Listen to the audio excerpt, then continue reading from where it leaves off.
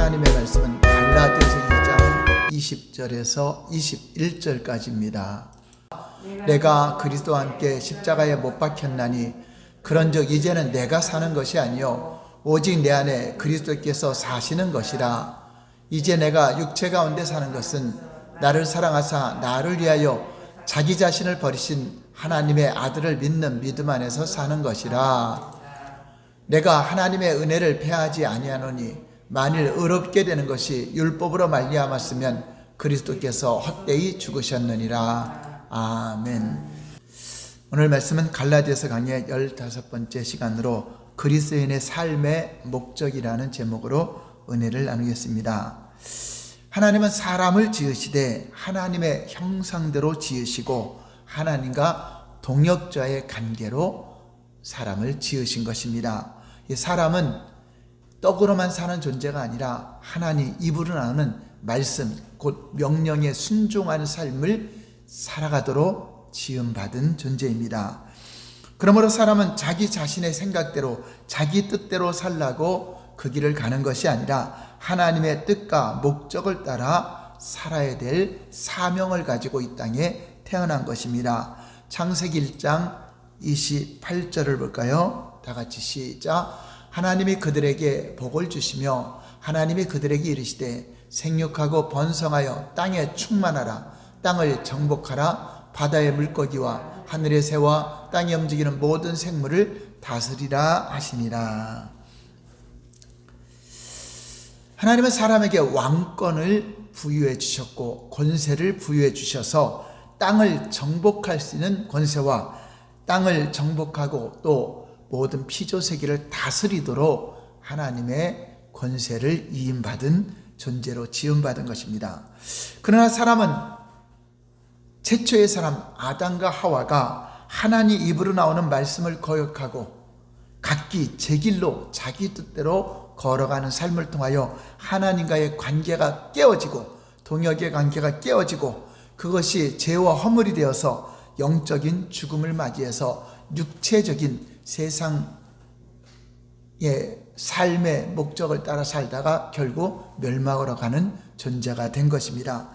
그러나 하나님은 세상을 이처럼 사랑하사 독생자 예수 그리스도를 보내주셨고 모든 인류의 죄와 허물을 담당하시고 십자가에서 피 흘리시며 우리의 죄를 대속하시는 속죄 제물이 되어주셨습니다. 그러므로 이제는 누구든지 주 예수 그리스도를 믿고 하나님 앞에 돌아온 자들은 이제 하나님의 뜻과 목적으로 살아가는 존재가 된 것입니다. 각기 자기 길로 가던 옛사람을 이제 벗어버리고 옛사람은 십자가에 함께 못 박히고 이제 그리스도와 더불어 함께 사는 삶을 살게 된 것입니다. 그러므로 구원받은 그리스도인은 이제 자기가 원하는 대로 자기 목적대로 걸어가는 것이 아니라 그리스도 안에서 새로운 삶, 하나님이 지시하시고 명령하신 주의 말씀대로 순종하는 삶을 살아야 된다고 하는 것입니다. 오늘 본문 20절에서 사도 바울은 자신의 새로운 인생관을 고백하고 자신의 삶의 목적은 오직 자기가 사는 것이 아니라 내 안에 그리스도께서 함께 사시고 그분의 목적대로 사는 것이 나의 삶이라고 고백하고 있습니다. 20절 다시 한번 볼까요? 갈라디아서 2장 20절 다 같이 시작. 내가 그리스도와 함께 십자가에 못 박혔나니 그런즉 이제는 내가 사는 것이 아니요 오직 내 안에 그리스도께서 사시는 것이라. 이제 내가 육체 가운데 사는 것은 나를 사랑하사 나를 위하여 자기 자신을 버리신 하나님의 아들을 믿는 믿음 안에서 사는 것이다 라고 고백하고 있습니다. 바울이 육체 가운데 산다고 하는 말은 육체를 위한 삶이 아니라 육체는 하나의 삶의 수단이라는 점을 강조한 말입니다. 그리스도인의 진정한 생명은 자신의 육체와 아무런 상관이 없는 영적인 생명인 것입니다. 사람의 육체는 의로워질 수 없으며 육체는 하나님 나라를 또한 유업으로 받을 수 없는 존재라고 하는 것입니다. 육체는 다만 우리가 이 땅에 살아가는 동안에 새로운 삶을 살아가는 그릇으로 새 생명을 담은 그릇으로 필요할 뿐입니다. 첫 번째, 내가 그리스도와 함께 못 박혔나니. 사도 바울은 내가 그리스도와 함께 십자가에 못 박혔나니 그런지 이제는 자기가 산 것이 아니라 자기는 죽었다. 오직 내 안에 예수 그리스도께서 사시는 것이다라고 고백하고 있습니다. 여기서 바울이 말하는 내가라고 말하는 존재는 바울의 옛사람을 말하는 것입니다. 죄의 사람, 멸망할 사람, 정욕의 사람, 이 사람은 이미 죽었다 하는 것입니다. 사도 바울은 죄에 대해서 죽은 그리스도인들의 생활에 대해서 로마서 6장 2절에는 이렇게 말씀하고 있습니다. 로마서 6장 2절 볼까요? 시작. 그럴 수 없느니라. 죄에 대하여 죽은 우리가 어찌 그 가운데 더 살리요. 그럼 죄악 가운데 마음대로 살아도 됩니까? 라고 반문하니까 그럴 수 없다. 죄에 대해서 죽었고 육신의 옛사람에 대해서 죽었기 때문에 그렇게 살 수가 없다라고 말하는 것입니다. 그리스도인은 죄와 결별해야 할 이유가 죄에 대해서 죽었기 때문이라고 그 성경적인 근거가 있기 때문에 우리는 죄와 결별을 해야 된다고 하는 것입니다. 바울을 비방하는 자들이 모함하는 것처럼 그리스도인들은 이제 죄의 멍에를 벗었으니 죄를 지어도 괜찮은 것이 아니라 그리스도인은 죄에 대해서 이미 죽은 몸이 되었기 때문에 죄 가운데서 더 살아갈 수 없다고 주장하는 것입니다. 바울을 비방하는 자들은 그럼 믿음으로 구원받으면 마음대로 죄짓고 살아도 되지 않겠느냐 이렇게 반문할 때 그럴 수 없느니라 라고 말하는 것입니다. 그리고 하나님께서 우리를 죄 가운데서 구원해 주신 목적은 우리로 하여금 죄를 범하게 하려고 구원한 것이 아니라 다시는 죄의 지배를 받는 생활에서 벗어나라고 하는 것입니다. 이제 의를 향하여 의롭게 의로운 삶을 살 수 있는 능력이 우리 안에서 그리스도께서 공급해 주시기 때문에 이제 의의 열매를 맺는 의의 병기가 되라고 하는 것입니다. 그러면 바울이 죄 가운데서 살 수 없다고 한 그 죄가 무엇을 말하는 것입니까? 이제 우리는 죄 가운데 살 수 없다. 그 죄는 무엇을 말할까요? 죄 가운데 살 수 없다고 한 그 죄란 첫 번째로 세상적인 소망을 갖는 것, 그것이 소망을 위해 사는 것을 죄라고 하고, 또한 두 번째는 육신의 정욕을 위해 사는 것이고, 세 번째는 하나님 없이 살아가는 생애를 그 죄 가운데 살아가는 자라 하는 것입니다. 하나님 안 믿는 사람은 다 이렇게 세 가지 목적을 가지고 살아가고 있습니다.